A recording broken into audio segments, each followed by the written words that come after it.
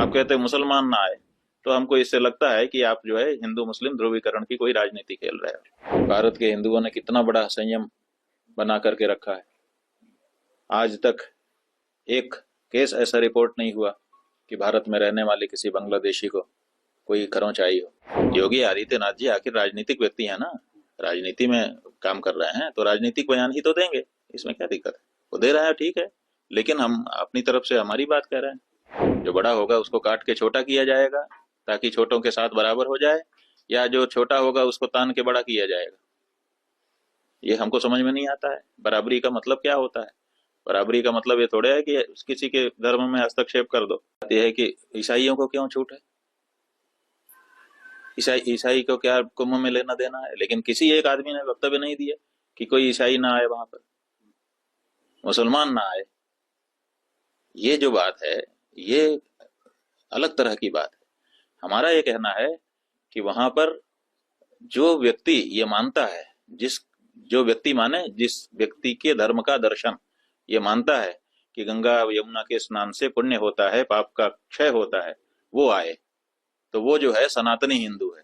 सनातनी हिंदू के सिवाय आर्य समाजी हिंदू वो भी नहीं मानता है कि गंगा नहाने से पुण्य हो जाएगा और पाप खत्म हो जाएगा। इसलिए आर्य समाजियों को भी हिंदू हैं, लेकिन आर्य समाजियों को भी वहां क्यों जाना चाहिए।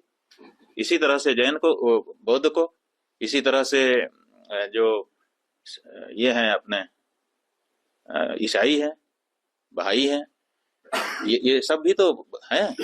अगर आप ये कहते हो कि जो लोग गंगा स्नान से पुण्य होता है, पाप का क्षय होता है, वो लोग यहाँ पर आते हैं, सही बात है, वही लोग वहां पर जाते हैं, तो उनको अगर आप आशय रखते हो तो बाकी सबको रोको। लेकिन आप सबको तो नहीं रोकते हो।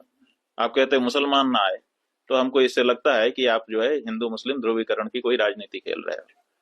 हाँ, वैसे वहां पर जो मानते हैं कि गंगा स्नान से पुण्य होता है, पाप क्षय होता है, उन्हीं को जाना चाहिए, बाकी को नहीं जाना चाहिए। आप देखिए बांग्लादेश में आप हिंदुओं पर अत्याचार कर रहे हैं, ये नहीं सोच रहे हैं कि बगल में इतना बड़ा हिंदुस्तान है और वहां पर भी बांग्लादेशी मुसलमान रहते हैं।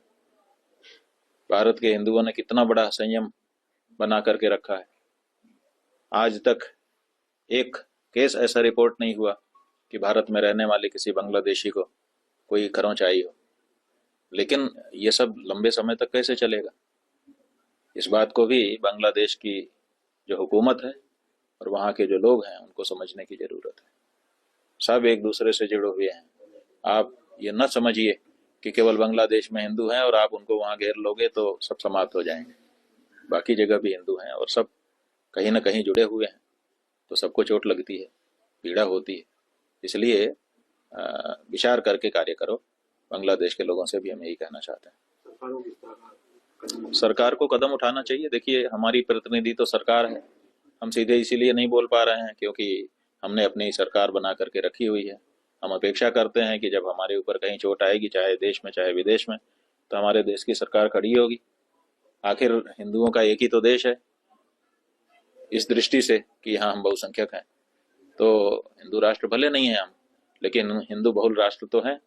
और हिंदू बहुल राष्ट्र होने के नाते और हिंदुओं की मातृभूमि, पितृभूमि, पुण्यभूमि होने के कारण भारत वो स्थान है जहाँ पूरे विश्व के हिंदुओं की देखभाल का जिम्मा है। हम अभिभावक हैं। विश्व में कहीं पर भी अगर किसी हिंदू पर कोई आंच आएगी तो उसको ये संदेश होना चाहिए कि हम भारत जाएंगे तो हमको वहां पर जाने दिया जाएगा, वहां पर हमारी सुरक्षा होगी, और साथ ही साथ भारत हमारे लिए कहीं भी हम पीड़ा में होंगे तो खड़ा होगा।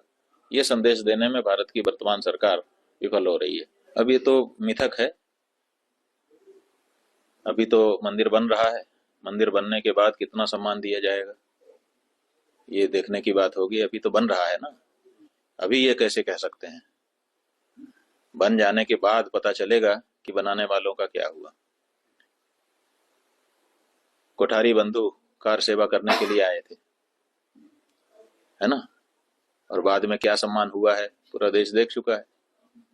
इसलिए इस तरह की बातें हमको नहीं ठीक लगती हैं, तात्पर्यहीन लगती हैं।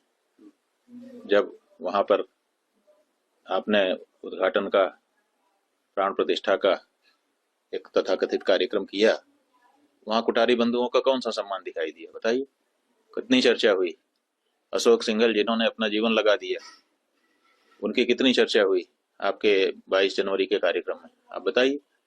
यही लोग तो थे जो राम मंदिर के लिए आपकी ओर से बहुत कुछ कर रहे थे। हम जो लोग आपकी ओर से नहीं कर रहे थे, अलग से कर रहे थे, उनका योगदान तो आप भूल ही गए।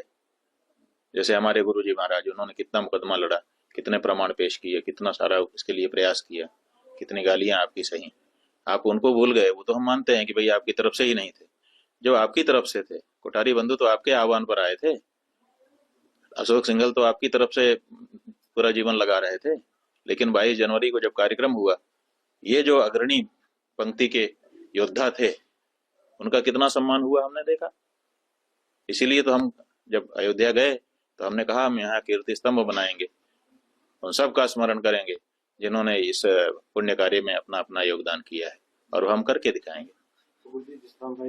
हमको इस बात की पीड़ा है कि जिन लोगों ने अपना प्राण लगाया उनका सही सम्मान वहां पर नहीं हुआ। नकली लोग आ गए और वही उन्हीं का आपके कार्ड में फोटो छपा, नाम छपा और चीजें योगदान कहा गया। तो कोई ना कोई राजनीतिक बयान है योगी जी का, जिस तरह उन्होंने। अब ठीक है, वो तो राजनीति के व्यक्ति हैं, तो राजनीतिक बयान नहीं देंगे तो क्या, धार्मिक और आध्यात्मिक और दूसरा बयान दे, सामाजिक बयान देंगे। योगी आदित्यनाथ जी आखिर राजनीतिक व्यक्ति है ना, राजनीति में काम कर रहे हैं, तो राजनीतिक बयान ही तो देंगे, इसमें क्या दिक्कत है। वो दे रहा है ठीक है, लेकिन हम अपनी तरफ से हमारी बात कह रहे हैं। आपको भी जिनका सम्मान होना चाहिए था उनका सम्मान नहीं, माने जिसका जितना बनता था। आप पूरे देश में चले जाइए और पूछिए कि राम जन्मभूमि में किसका योगदान है, लोग बताएंगे, अशोक सिंघल का नाम बताएंगे, कोठारी बंधु का नाम बताएंगे। लेकिन आप जब पत्रिका छापते हो तो उसमें किसके किसके फोटो छापते हो, आप उस प्रमुखता से कहाँ इनका नाम ले पाए।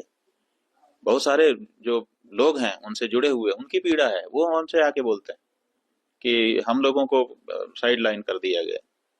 तो ये है, इसलिए इस तरह का बात मत कहो जो आप निभा नहीं सकते हो, वो कहो जो निभा सको, अच्छा लगेगा। उन्होंने ये भी कहा कि जो ताजमहल बनाया था उनके हाथ काट, पता नहीं, ये तो पक्का पता नहीं है।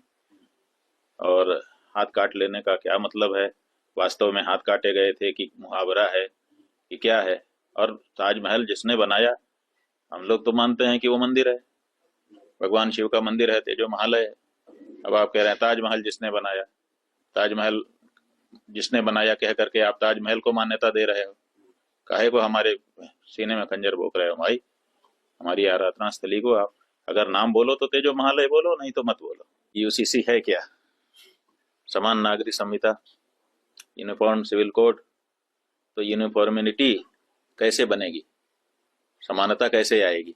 जो बड़ा होगा उसको छोटा किया जाएगा, जो छोटा होगा उसको तान के बड़ा किया जाएगा, जो बड़ा होगा उसको काट के छोटा किया जाएगा ताकि छोटों के साथ बराबर हो जाए, या जो छोटा होगा उसको तान के बड़ा किया जाएगा। ये हमको समझ में नहीं आता है। बराबरी का मतलब क्या होता है, बराबरी का मतलब ये थोड़े है कि किसी के धर्म में हस्तक्षेप कर दो, जिसका जो धर्म है उसको पालन करने दो, अपने अपने धर्म के अनुसार रहने की। जब आपके संविधान में धारा 25 में छूट दे दी गई तो फिर ये आप क्यों कर रहे हो। जहां तक आपराधिक मामलों का प्रश्न है, आपराधिक मामलों में पहले भी एकता है भारत में, एक ही कानून सबके लिए लागू है। क्या अगर हमको हमारा हिंदू धर्म पालन करने की पूरी छूट देते हुए कोई यूनिफॉर्म सिविल कोड लाया जा रहा है, हमको स्वीकार है, लेकिन अगर इसके नाम पर हमारे धर्म में कोई कटौती की गई, हम